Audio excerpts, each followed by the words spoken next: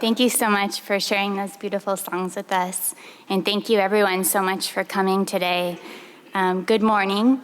I wanted to start by thanking everyone today because what many people are here for is something that is very special.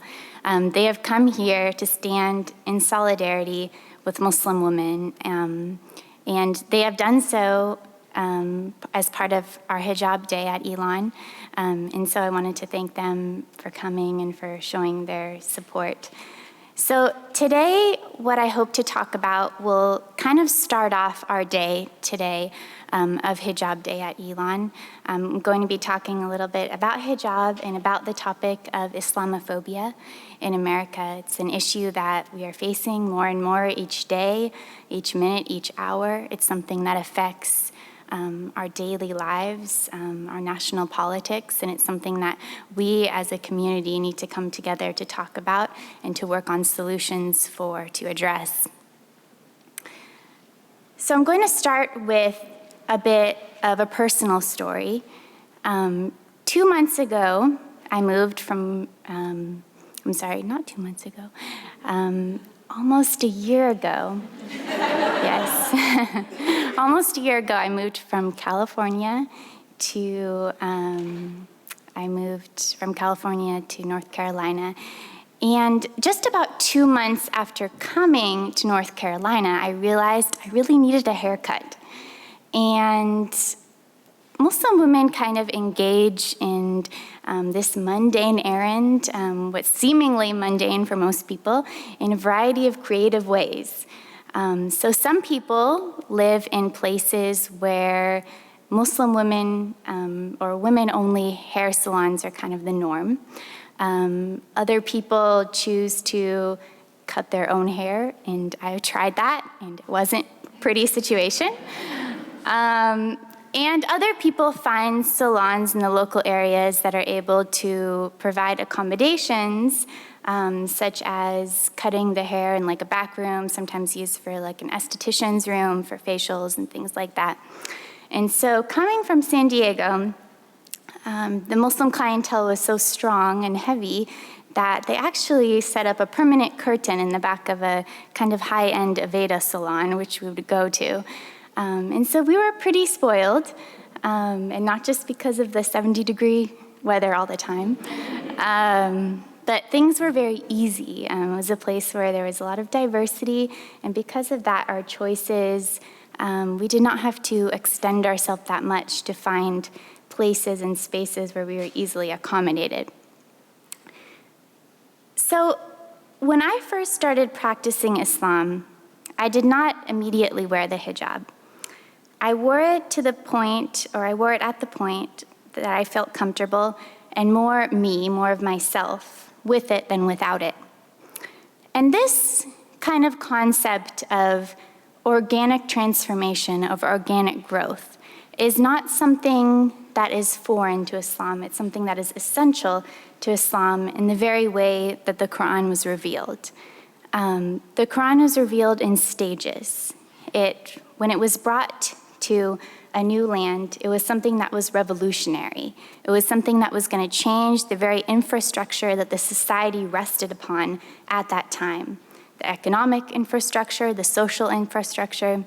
And so because of that, out of God's wisdom, the Quran was revealed in a way that was gradual, that accounted for human nature, human psychology. The verses that were first revealed were ones in Mecca that talked about the qualities of God, that allowed people to get to know God, to get to know the reasons behind which all of our actions lie. In secondary, in Medina, the verses contain more themes about practice. So there we find verses revealed about prayer, about chastity, about charity. And from this, we can see that the more we study, the more we find meaning. And for me personally, the more I find meaning and study, the more I find symbols and make connections, and the more, in fact, I realize I do not know. So the verse by which the concept of hijab comes from is in the Quran. And it says, and not display their beauty except what is apparent, and they should place their kumar over their chests. So this word kumar in Arabic refers to a veil that is covering the head. And in the society during that time, there was kind of a trend of women putting it over their heads, but not covering themselves fully. So they would have their chest exposed, but they would have their hair covered. And so this verse in it, there's implicit meaning of what, one, the hijab means, or what the kumar means in this case. The word hijab is actually not referenced specifically in this verse. And what women are told to do. In fact, the concept of hijab itself does not literally mean the scarf. Hijab is something that is far more encompassing. It refers to the characteristics, the internal modesty, as well as the external modesty. It's how you hold yourself, how you conduct yourself. And in that way, hijab is required for men as it is for women. Men are required to have the internal characteristics of modesty as well as the external. There are certain kind of guidelines for men as well, such as the prohibition of wearing gold and silk, because in many cultures, those are things that are signs of wealth, of power, sometimes of ostentation.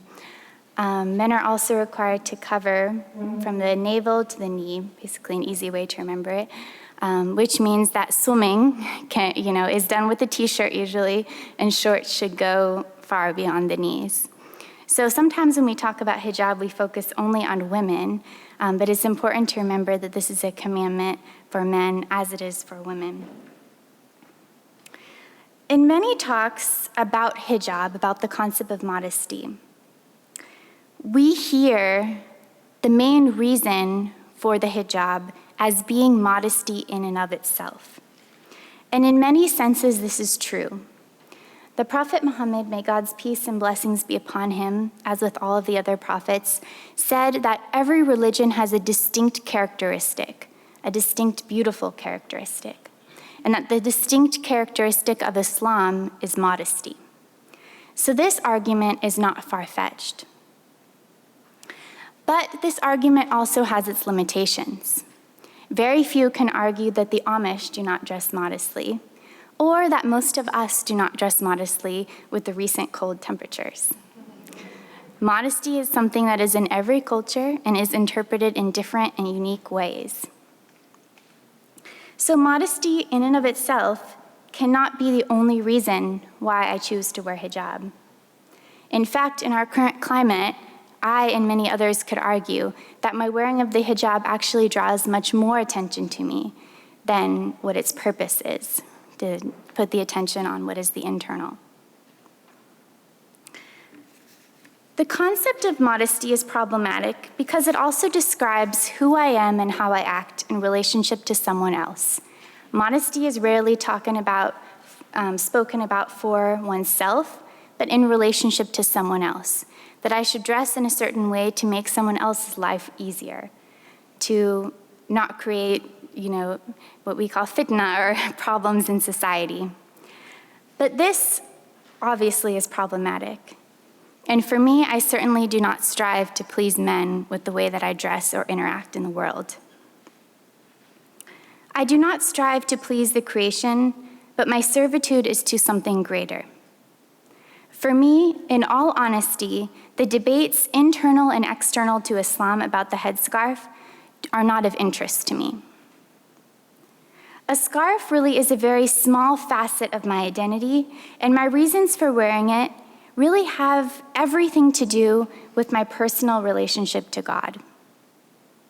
This is the relationship that wakes me up at 5 o'clock every morning to pray, whether anyone knows about it or not. This is the relationship that moves me to give 2.5% of my wealth to charity every year. This is the relationship that moves me to return that extra roll of toilet paper from the Dollar Tree that they gave me by mistake. And this is the same relationship that moves me to wear the hijab. If perhaps this simple act will be pleasing to my Creator, then that is enough for me. We work to please our families because we are grateful for them. We work to please our bosses because they have given us opportunities that we are grateful for. But what about the gratitude to the one where in Islam we say, even if you were to count the blessings of God, never could you count them. The one who has given us our eyesight, our ability to speak, our ability to walk and move in the world. If perhaps this simple act will bring me closer to my Creator, then for me, that is enough. And it should be enough for you too. For a nun, that answer is enough. The sole act of pleasing your Creator and the desire to do so is enough of an answer and a rationale that is accepted in society. But oftentimes Muslim women are pushed to give more answers that work to take away the stereotypes that we have in our own heads about them. Oftentimes that answer is not enough. Hijab is part of my identity, as my relationship to my Creator is pinnacle to my identity. And when I am asked why I wear hijab, if the question is for understanding, and certainly if it is over coffee, I am very excited to answer it. Hijab is a choice. Hijab is my choice. And for the vast majority of Muslim women, it is a choice. Sometimes we hear of an article from a certain news source that tells about a girl who couldn't make the choice for herself. These stories are real, sometimes, but these stories are true, right? They're human stories. However, women's rights is a global issue. Oppression and violence against women is something that is not reserved to one culture or religion. Abuse in our own culture as Americans is an issue. When in America, according to the World Health Organization, 1 in 4 women will be victims of severe violence by an intimate partner in their lives. We must fight for women's rights around the world, not through a savior mentality, but by recognizing that these are global problems that call for a united global solution. I am grateful to live in a country where women are free to choose to dress the way that they wish. I would feel equally as limited and discriminated against in Saudi Arabia as I would in France. In France, where I could not wear my scarf in the public sphere, and in Saudi Arabia, when I would be forced to. Taking the act of covering away from being a spiritual, personal act between me and my Creator, and turning it into an act of civil servitude. If we do not call out each instance as an equal threat to religious freedom, then we must question our internal biases. In the months of 2015 alone, the final months, there were hundreds of reported attacks of hate and Islamophobia against Muslims in the US. I have a long list of these, but they include a Muslim woman being pushed by a man onto an oncoming train in Toronto, a Muslim woman's face smashed with a beer mug for not speaking English at a Chili's restaurant, a non-Muslim girl wearing hijab in solidarity with Muslim women being threatened and told to go back to her country. And in my own home in January of last year, working as a middle school teacher at an Islamic school that received bomb threats. The local police department worked beautifully with us, but it was my burden to explain to my 10 to 14-year-olds why there was a police car in front of our school and why drills for bomb scares were happening every afternoon. 10 to 14-year-olds at the cusp of the formation of their identity as Muslims and as Americans. This time last year, I was busy preparing for a cross-country move to North Carolina. Within the short weeks before my move, the state that I had only known because of Duke University and my dreams of snow had now become plastered all over news outlets, because of the Chapel Hill shootings. Differently than any crime committed by non-minority religious groups, when Muslims are in the news, their Muslimness is often what is defined and what we remember. We often remember this crime as the 3 Muslims that were killed rather than the full spectrum of their identities. In Chapel Hill, 3 beautiful young adults, 3 beautiful students, 3 beautiful humanitarians, 3 beautiful sons, daughters, sisters, a brother, a husband, and a wife. 3 beautiful people were killed and shot in their own homes in an act of hate and intolerance. This crime shook my husband and I to the core. It has motivated much of my work here and at Duke. And when the moral exhaustion strikes, I remind myself that every question I answer is one less person who doesn't know.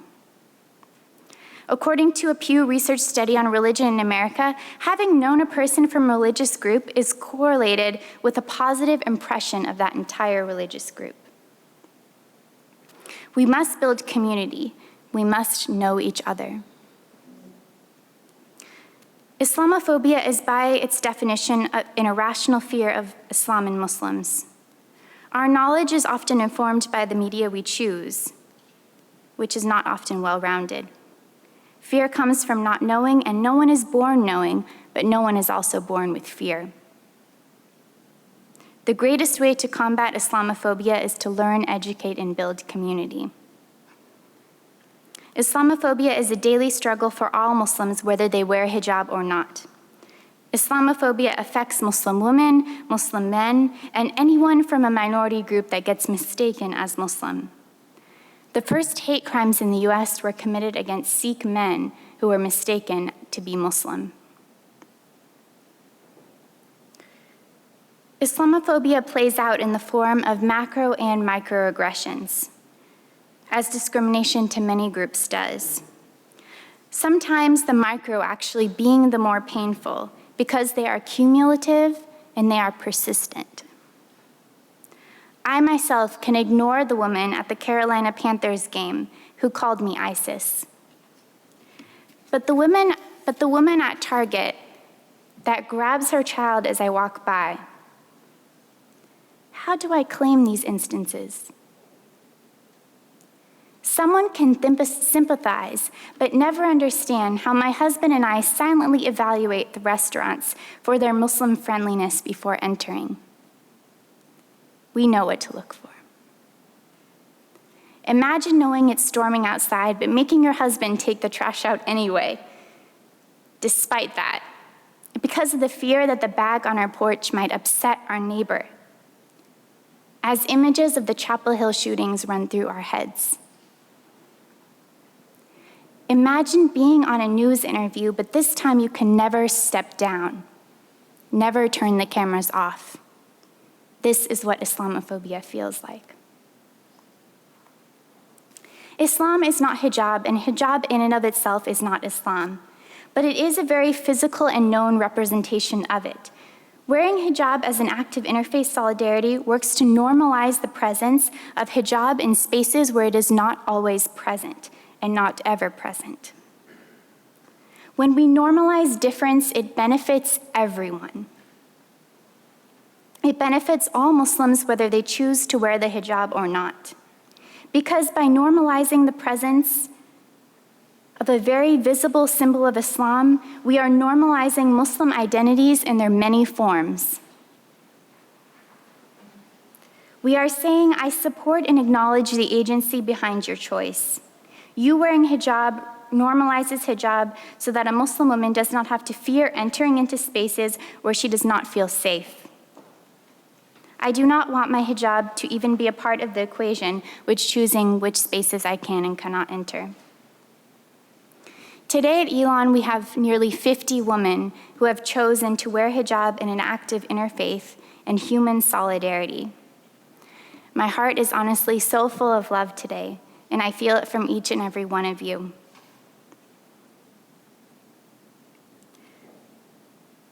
I want to wrap up by quickly mentioning that many times as a Muslim American, especially in the public sphere and presenting and so forth, I'm asked what type of Muslim I represent or who I represent. And I want to make it very clear that I do not represent anyone except for myself. However, in also not representing anyone except for myself, I also have to say that I am representative. There are hundreds of others that are exactly like me. Our community is diverse. We are Sunni, we are Shia, we are immigrants, we are indigenous. We represent nearly every country in the world ethnically, and our viewpoints are diverse. In all of our diversity, we should acknowledge and respect the agency behind choice, as it is so often in our diversity that we find our strength as a community. I'm so grateful for you all for coming once again, and I pray that our conversation today, and hopefully our little bit longer conversation tonight, is only a starting point for the work that can be done together. Thank you.